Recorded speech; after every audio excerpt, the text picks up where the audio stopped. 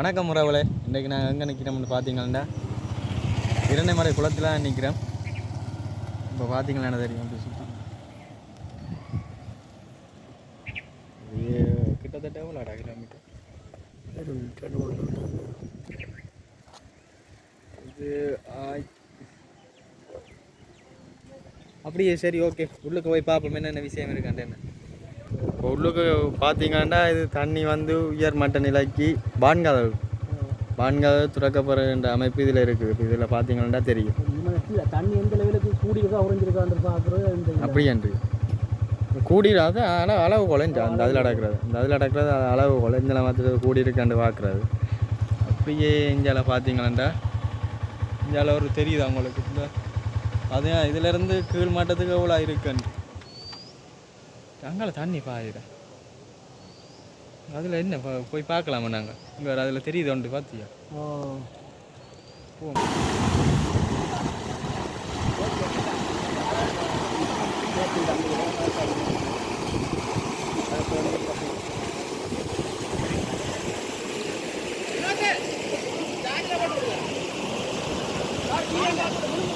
இப்போ நான் பார்த்தோம்னா இது இரண்டாவது குளத்துலேருந்து பெரிய பம்ப் செட் போட்டு முந்தி பம்ப் செட்டே நான் சொல்கிறேன்.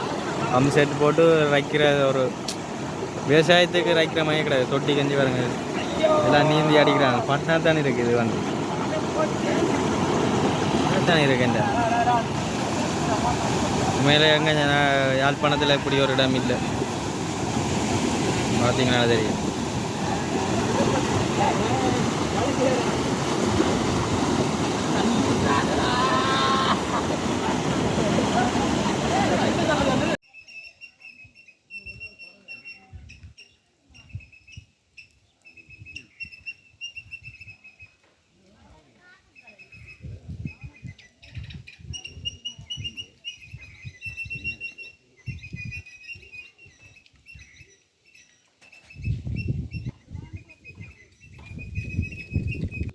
இப்போ நாங்கள் எங்கே நிற்கிறோம்னு பார்த்தீங்கன்னா இதுதான் இரண்டமடு குளம். இரண்டமடு குளத்தில் நாங்கள் இப்போ வந்து வான்காவலையெல்லாம் மூடப்பட்டு இருக்கிறது. ஆனால் மழை காலத்தில் வந்திருக்கலாம். வந்திருந்தால் போன முறை தான் நான் திறந்து விட்டாங்க. 4 முறை இந்த வருஷம் 4 முறை மட்டும் திறந்துருக்குறாங்க வான்கதவு வந்துருக்காங்க. ஆனால் நாங்கள் இப்போ வேற நல்ல வெயிலுக்கு வந்து நிற்கிறேன். எல்லாம் பத்தி ஓடிப்பாங்க. இதுதான் திறக்கிற வான்கதவு. இதோ காட்டு இதான் திறக்கிற வான்கதவு. இதால் திறந்தா சும்மா தண்ணி இதால் பெருக்கெடுத்து விட மாட்டேன். அந்த பாலை மட்டத்துக்கு இந்த இதால் பெருக்கெடுத்து விடும் தண்ணி. இந்த பாலை மட்டத்துக்கு பாஞ்சு விடும். அதிகமாகி பாயம் ஒரு நீர்வீழ்ச்சியில் நின்று பார்க்குறாரு.